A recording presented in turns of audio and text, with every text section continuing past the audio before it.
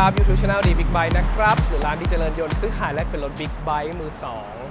วันนี้พามาชมเจ้าตั๊กแตนนะครับเคยพูดในไลฟ์สดหรือว่าพามาชมหลายรอบแล้ววันนี้พามาดูแบบจุใจเลยนะกันพอดีคันนี้เป็นตั๊กแตนในฝูงที่ผมมีประมาณ 6-7 คันแต่คันนี้อยากบอกว่าเป็นรถที่แต่งเยอะที่สุดอยากพามาชมนะครับว่ารายละเอียดตัวรถมีอะไรรวมถึงของแต่งที่เขาแต่งทำไมและแต่งเพื่ออะไรในคลิปนี้นะครับคันข้างหน้านี่คือ Triumph Street Triple 675 นะครับเป็นตัว R มันจะมี R กับ RX นะครับข้างหน้านี่เป็นตัว R แต่อยากบอกว่าออปชันในรถคันนี้เกือบจะเป็น RX แล้วแหละมอเตอร์ไซค์ Triumph นะครับเป็นมอเตอร์ไซค์สัญชาติอังกฤษนะครับปัจจุบันหลายคนเคยได้ยินว่ามีโรงงานมาประกอบอยู่ที่เมืองไทยนะครับคือง่ายรถ Triumph ส่วนใหญ่ประกอบอยู่ที่เมืองไทยแล้วส่งขายไปทั่วโลกนะครับเป็นมอเตอร์ไซค์บิ๊กไบค์เกือบยี่ห้อแรกเลยนะครับที่มาสร้างฐานการผลิตอยู่ที่ประเทศไทยแต่มันจะมีอยู่ช่วงหนึ่งที่มันยังแบบอารมณ์แบบงงๆหน่อยที่ว่าประกอบไทยส่งไปขายข้างนอกแล้วนำเข้ามาในเมืองไทยดีทำให้ราคามันสูงมากๆคันนี้นะครับ Street Triple นะราคาประมาณ 2010 ยาคี Street Triple ต้องใช้เงินประมาณ 6-7 แสนบาทนะครับทั้งที่มันประกอบเมืองไทยนะแต่ปัจจุบันนี้เหมือนอารมณ์มีการปรับเปลี่ยนเรื่องภาษีหรือว่ามีการปรับเปลี่ยนรูปแบบการนำเข้านะจริงๆมันก็ประกอบอยู่เมืองไทยนั่นแหละทำให้มันเหมือนในค่ายอื่นนะครับที่รถประกอบเมืองไทยทำให้ได้ราคาที่มันถูกลงมาอย่างป้ายแดงนะตัว 675 เนี่ย400,000 กว่าบาทในยุคก่อนหน้านี้ปัจจุบันเนี่ย675ไม่มีขายละมันเป็น765เรียบร้อยแล้ว765หรือป้ายแดงก็ยังราคาใกล้เคียงกันแต่ก็สเปคก็ต่างกันไปอย่างละนิดอย่างละหน่อยแต่โอเคผมขออนุญาตยังไม่พูดถึงตัว765แล้วยังเพราะส่วนตัวยังไม่เคยมีโอกาสได้ขี่นะครับเดี๋ยวไว้ถ้ามีโอกาสนะอาจจะไปขอยืมTriumph Thailandมาลองทำรีวิวให้ทุกคนดูแต่โอเควันนี้เรามาดูในคันนี้ดีกว่าในตัว675นะครับซึ่ง675เนี่ยตามรหัสนะครับเครื่องยนต์675 cc นะครับถ้าเราพูดถึงมอเตอร์ไซค์บิ๊กไบค์นะครับที่มีความจุกระบอกสูบอยู่ประมาณเอาว่า600ถึง700 cc แล้วกันก็ประมาณคลาสมิดเดิลของรถทั่วไปนะครับมันจะมีหลายๆค่ายนะครับไม่ว่าจะเป็นรถญี่ปุ่นรถยุโรปด้วยกันแต่เจ้า Triumph Street Triple 675 เนี่ยเป็นรถที่มีแรงม้าสูงที่สุดในคลาส Middle Naked เลยก็ได้นะครับง่ายๆ Naked Bike ส่วนใหญ่ที่ผมบอกนะครับเครื่อง 6-700 cc เนี่ยแรงม้ามันจะอยู่ประมาณ60-70 บางตัว 8-900 ยัง 70 แรงม้ายังมีอยู่เลยแต่เจ้านี่675 cc แรงม้าสูงสุดทะลุ100 ตัวนะครับอยู่ประมาณ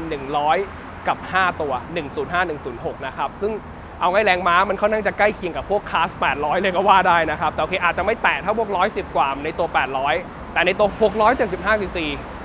แรงม้า100 กว่าตัวก็ถือว่าเยอะเมื่อเทียบกับคลาสใกล้เคียงในรถตลาดในเมืองไทยนะครับซึ่งเจ้าตัว Street Triple เนี่ยโอเคถ้าเกิดบางคนถ้าเกิดติดตามในข่าวสารของเมืองนอก Street Triple อาจจะไม่โดดเด่นมากแต่มาโดดเด่นในเมืองไทยเพราะว่าถ้าสังเกตในรุ่นที่เป็น675 cc เหมือนกันเนี่ยมันจะมีอีกรุ่นหนึ่งที่ต้องใช้คำว่าเมืองนอกค่อนข้างฮิตมากๆนั่นคือ Triumph Daytona นะครับพื้นฐานจริงๆมันก็คือเจ้า Street Triple แหละแต่เป็นคลาสซูเปอร์ไบค์นะครับเป็นซูเปอร์ไบค์คลาส600 cc 675 cc แหละอารมณ์คล้ายๆใน Yamaha YZF R6 หรือ CBR 600 Double R นะครับซึ่งโอเค R6 เราอาจจะได้เห็นแล้วในตลาดของปีนี้นะครับแต่ Daytona ยังไม่เห็น CBR 600 Double R ยังไม่เห็นนะครับแต่เจ้าเนี้ยถือว่าโดดเด่นในตลาดบ้านเราพอสมควรนะครับเพราะว่าโอเคแรงม้าอาจจะไม่เท่า Daytona แต่มันก็คือพื้นฐานเครื่องยนต์และโครงหลายๆอย่างแต่ปรับท่านั่งจากรถสปอร์ตให้เป็น Naked นะครับมันก็เหมาะกับตลาดโจทย์คนใช้งานในเมืองที่อารมณ์บอกอยากได้รถบิ๊กไบค์คันแรกที่ไม่หนักมากอยากบอกว่ามันเบาเหลือเกินความรู้สึกในการค่อมเนี่ยรู้สึกว่าไม่หนักมากรวมถึงตำแหน่งขานะครับไม่ค่อยสูงด้วยส่วนสูงผม168นะครับส้นเท้าเกือบถึงรถมันไม่ได้สูงหรอกผมเตี้ยเองคือถ้าเทียบกับในคลาสมันก็อารมณ์เดียวกับพวก600 700 cc แหละซึ่งถ้าบางทีเทียบกับพวก8-900 อาจจะมีส่วนสูงที่สูงกว่านี้หน่อยนะตำแหน่งเบาะนะครับสังเกตว่า8-900ถ้าไม่นับ Z900 นะครับขาผมส่วนใหญ่จะอยู่ประมาณนี้หมดเลยแต่ใน Triumph Street Triple 675เนี่ยนะครับยังเป็นอารมณ์ที่เหมือนขับ600 cc แต่มันแรงม้าเทียบเท่ากับพวก800นะครับก็ถือว่าเป็นจุดเด่นในของมันเลยแหละแล้วก็เป็นรถที่ขับไม่ยากนะครับแต่เหมือนเดิมนะครับถ้าขากรณีอารมณ์บอกขาไม่ถึงซึ่งมีคนถามก็มาขาไม่ถึงทำไงง่ายที่สุดคือสไลด์ก้นเอาขาขวามาแตะที่เบรกนะครับเบรกเท้าซ้ายส้นเท้าเราจะถึงพื้นแบบสบายซึ่งเราจะมีความมั่นคงกว่าเอาขาลงสองข้างอย่างเงี้ยนะครับบางทีเอาขาลงสองข้างเราจะรู้สึกลื่นปุ๊บมีวืดมีอะไรแต่ถ้าเกิดเอาขาขวาขึ้นมาส้นเท้าถึงพื้นมันจะเป็นท่านั่งที่เอาไว้จอดติดไฟแดง10 นาทีอ่ะเราก็ไม่รู้สึกว่ามันไม่มั่นคงนะครับก็เป็นท่านั่งพื้นฐานอยู่แล้วล่ะ มาฟังเสียงเครื่องยนต์หน่อยดีกว่าเจ้า675 cc อีกจุดหนึ่งที่เป็นซิกเนเจอร์ใน Triumph ของตระกูล Naked Bike นะครับคือ3สูบเรียงบางคนเรียกว่ามันเป็นราชา3สูบเรียงเลยก็ได้นะครับเพราะว่าในช่วงยุคประมาณ 2,000 กว่าหรือตั้งแต่ปี 90 แล้วกันมีเจ้านี่แหละที่เป็น3สูบเรียงนะครับซึ่งเมื่อมองไปนะยุคประมาณปี 90 ถึงปี 2000 เนี่ยจะสังเกตว่ามันจะมีแต่4สูบเรียงกับ2สูบ V 2สูบ L เลยก็ว่าไปแต่เจ้าตระกูล Triumph Speed Triple หรือมันจะมี Speed กับ Street นะครับถ้า Speed จะเป็นตัว 1,050 แต่ถ้าเป็น Street จะเป็นตัว 675 หรือ 765 นะครับยังคงความเก่าไว้ยังไงก็อย่างนั้นคือ3สูบเรียงนะครับเสียงหวานมันจะมีความวิดวิวนะครับตระกูล Triumph ซึ่งมันจะมีอีกรุ่นหนึ่งนะครับในมอเตอร์ไซค์ Triumph นั่นคือรุ่น Tiger นะครับที่เป็น Dual Purpose หรือรถทัวริงที่เป็น3สูบเรียงนี้เหมือนกันแต่เครื่องคนละบล็อกกันนะครับแต่สไตล์เครื่องยนต์ยังเสียงคล้ายๆกันใช้ว่าเสียงคล้ายๆกันนะครับผมขออนุญาตดับเครื่องหน่อยเสียงมันดังเหลือเกินก่อนดับเบิ้ลให้ฟังหน่อยดีกว่าพอดีอุณหภูมิมันปกติแล้วนะเมื่อกี้ผมมีไปขี่บนมารอบหนึ่งแล้วมาดูกันต่อนะครับในตัว675เนี่ยมันจะมีถ้าเอาเฉพาะในตลาดบ้านเรานะครับมันจะมีตัว R กับ RX ดูที่แก้มง่ายๆครับอันนี้เป็นตัว R เฉยๆขีดลงมาอีกเส้นหนึ่งก็จะเห็นว่าเป็น R นะครับแต่โอเคมันก็ทำให้มันดูแบบเลสซิ่งขึ้นนะครับตัว R กับถ้าเป็น RX มันจะมีกากบาทเพิ่มอีกตัวหนึ่งถามว่าต่างกันยังไงตัวนี้เป็นตัว R แต่อย่างที่เกริ่นไว้ในต้นคลิปนะครับมันมีความเป็น RX หลายๆอย่างมาก R เหมือนเป็นอารมณ์แบบรถพื้นฐานแล้วกันแต่ในตัว RX มันมีความเป็น Edition ที่แต่งเพิ่มเติมขึ้นมาคือถ้ามาดูเนี่ยในตัว R นี่ถามว่าจริงๆเวลาคนจะดู R กับ RX ก็ต่างกันยังไงนะครับจะดูกันที่เบาะ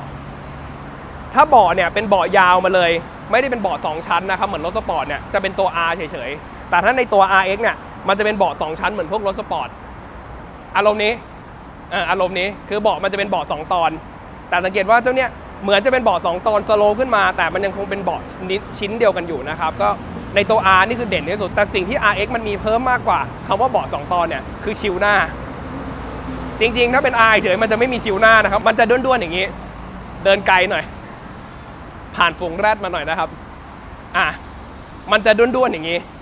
ถ้าเป็น R เฉยๆนะครับสังเกตว่าเราจะเห็นเรือนไมล์เลยแต่พอมันมีชิลเนี่ยอันนี้ก็ใส่ชิล RX เหมือนกันกับอีกจุดหนึ่งนะครับคืออกไก่หรืออกล่างนะครับสังเกตดูในตัว R จะโชว์ถ้อยเสียเต็มเลยคือไม่มีอกไก่ล่างนะครับแล้วมาดูในตัวคันนี้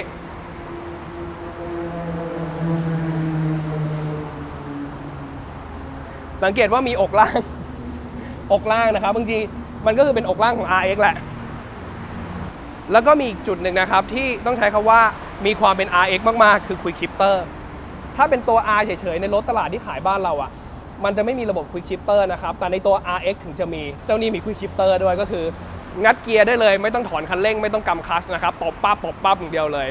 ก็อย่างที่ผมบอกนะครับคันข้างหน้าเนี่ยมันเหลือแค่เบาะเดียวแหละที่เป็นตัว R กับแก้มข้างที่ยังคงเป็น R อยู่นอกนั้นคือออปชั่น RX มาเต็มเลยนะครับแต่จริงโอเคถามว่าก็เบาะมาเปลี่ยนช่วงท้ายช่วงอะไรมันคนละตัวเลยนะเพราะว่า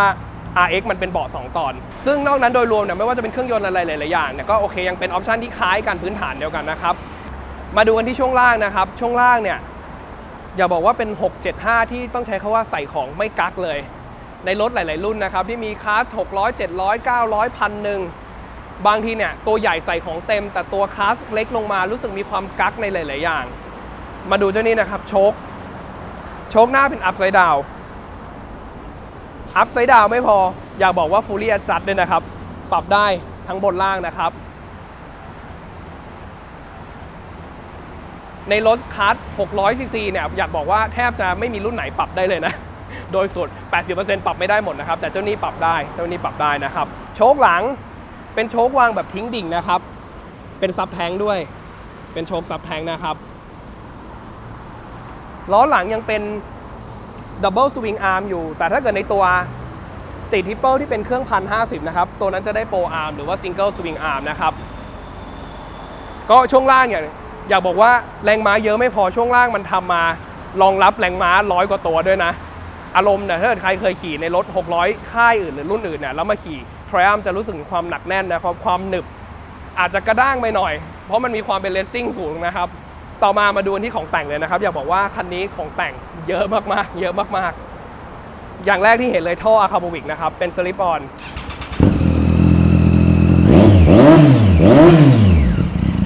แล้วก็เจ้านี้เป็นตัวกันถ้อยเสียนะครับ R&G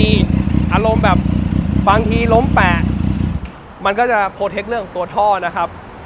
ก็ถือว่าเป็นรายละเอียดเล็กๆน้อยๆที่เยอะพอสมควรนะครับต่อมาดูกันที่ปั๊มหน้านะครับถ้าปั๊มเดิมจริงๆจะเป็นนิชินแต่เจ้านี้ใส่เบมโบ M4 เลยนะครับ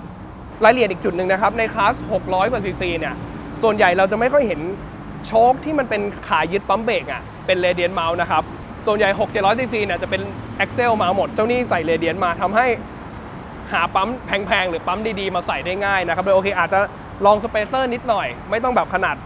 แปลงขาจาก Excel เป็น Radiant ขนาดนั้นก็ถือว่าเป็นจุดหนึ่งที่ผมชอบนะรายละเอียดมันค่อนข้างดีเลยแล้วก็มีพวกกันล้มนะครับกันล้มดุมหน้ากันล้มท่อพูดไปละกับกันล้มข้างคันนี้นี่เซฟซ้อนเซฟนะครับจริงๆเนี่ยสังเกตถ้าเกิดคนดูไม่นับกันล้มตัวหน้าเนี่ยครับเจ้ากันล้มเครื่องเอาว่าข้างเครื่องแล้วกันมีการเซฟ2ชั้นนะครับคือถ้าดูเนี่ยมันมีกันล้ม2ชุดอยู่ในชุดนี้นะครับ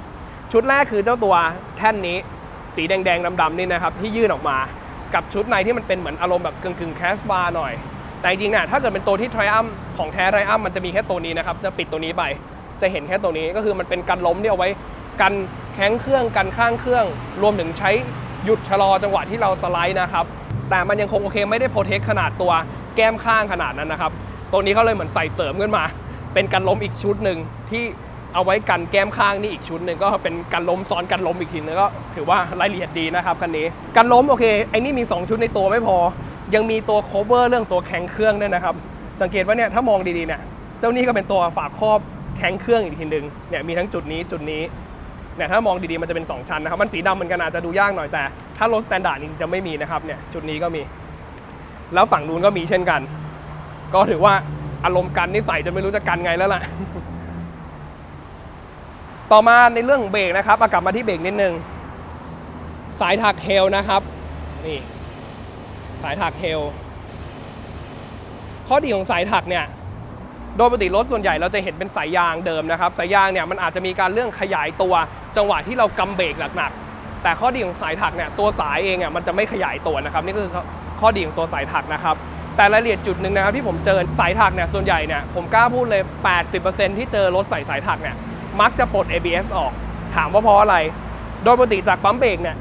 วิ่งถ้าเป็นรถที่ไม่มี ABS นะครับจากปั๊มเบรกจะวิ่งตรงมาที่ปั๊มบนเลย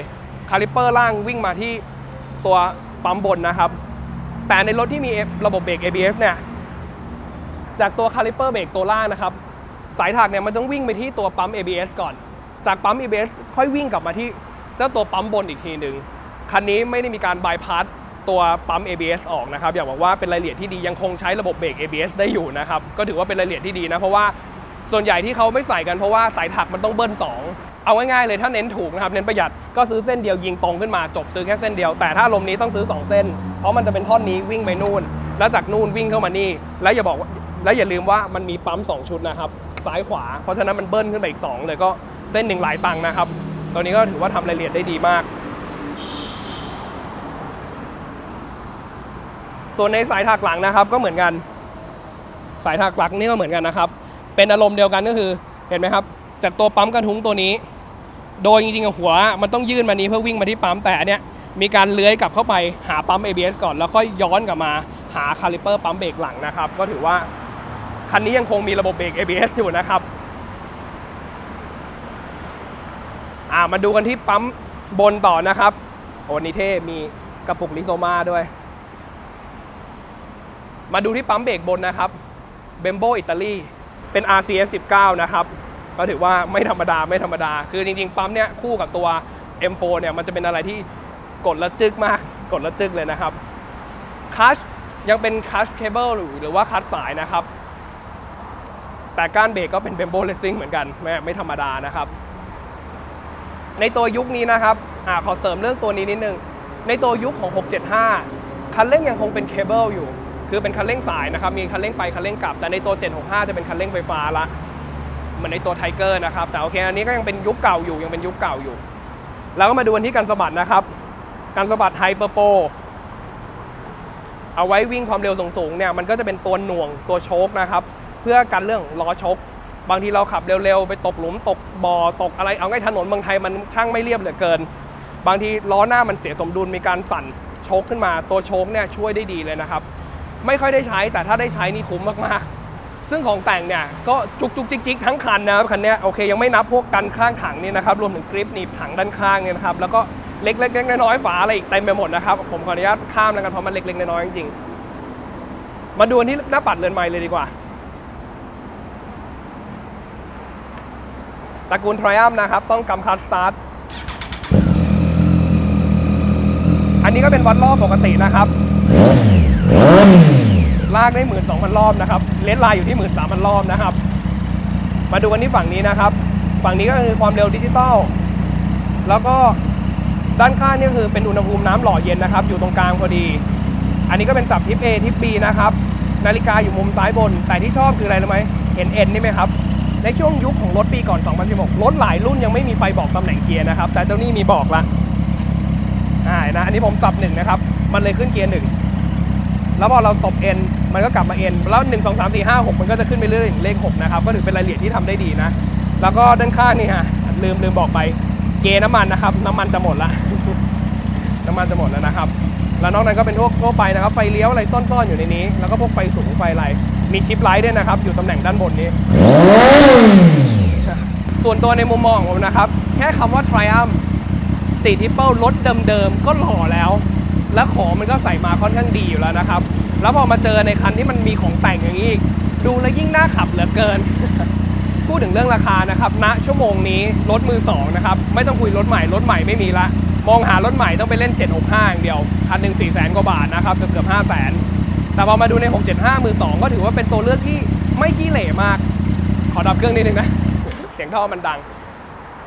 ราคารถมือ2อายุประมาณ2 3 4 ปีโดยประมาณนะครับถ้าเป็นรถเดิมตอนนี้ไม่ข้าม300,000เลยนะครับแต่เนี่ยอย่างของแต่งอารมณ์นี้ก็300,000นิดนะครับก็ถือเป็นรถที่น่าสนใจเลยนะครับในชั่วโมงนี้หาอยู่ลองมาดูได้หรือว่าอยากดูราคาเนี่ยจริงๆผมมี Street Triple 675อยู่ประมาณปกติผมจะพยายามซื้อเก็บไว้ในร้านเนี่ยให้ไม่ต่ำกว่าครึ่งโหลนะครับเพราะว่าเวลาลูกค้ามาเลือกก็จะได้มีเลือกให้หนำใจนะครับซึ่งตอนนี้ก็จอดอยู่ประมาณครึ่งโหลแหละซื้อเข้าขายออกอยู่ตลอดนะครับเพราะว่าถือเป็นรถที่ค่อนข้างยอดฮิตแล้วเป็นรถที่คนมองหาเยอะนะครับถ้าอยากดูรายละเอียดเรื่องราคาคันที่เหลือรวมถึงตารางผ่อนของคันนี้นะครับเข้าไปดูหน้าเว็บไซต์ได้เลย www.dbigbike.com นะครับหากจำเว็บไซต์ไม่ได้เข้า Google ค้นหาคำว่า Triumph Street Triple 675 มือ 2 คุณจะเจอเว็บไซต์ร้านดีเจริญยนต์อยู่ที่หน้าแรกของ Google นะครับเหมือนเดิมใครที่ขับรถรุ่นนี้อยู่อยากจะเสนออยากจะเสริมข้อมูลแบ่งปันข้อมูลกันใต้คอมเมนต์ใน YouTube Channel D Big Bike ได้เลยนะครับอย่าลืมกดไลค์กดแชร์กด Subscribe YouTube Channel D Big Bike ด้วยนะครับและอย่าลืมกดปุ่มสั่นกระดิ่งข้างๆปุ่ม Subscribe จะได้มีแจ้งเตือนเวลาผมลงคลิปใหม่ที่ลงเกือบทุกวันแต่ลงไม่เป็นเวลานะครับโอเควันนี้ขออนุญาตเท่านี้ก่อนวันหน้ามีเรื่องราวเลยดีผมมาอัปเดตให้เรื่อยๆเหมือนเคยนะครับขับขี่ปลอดภัยครับสวัสดีครับ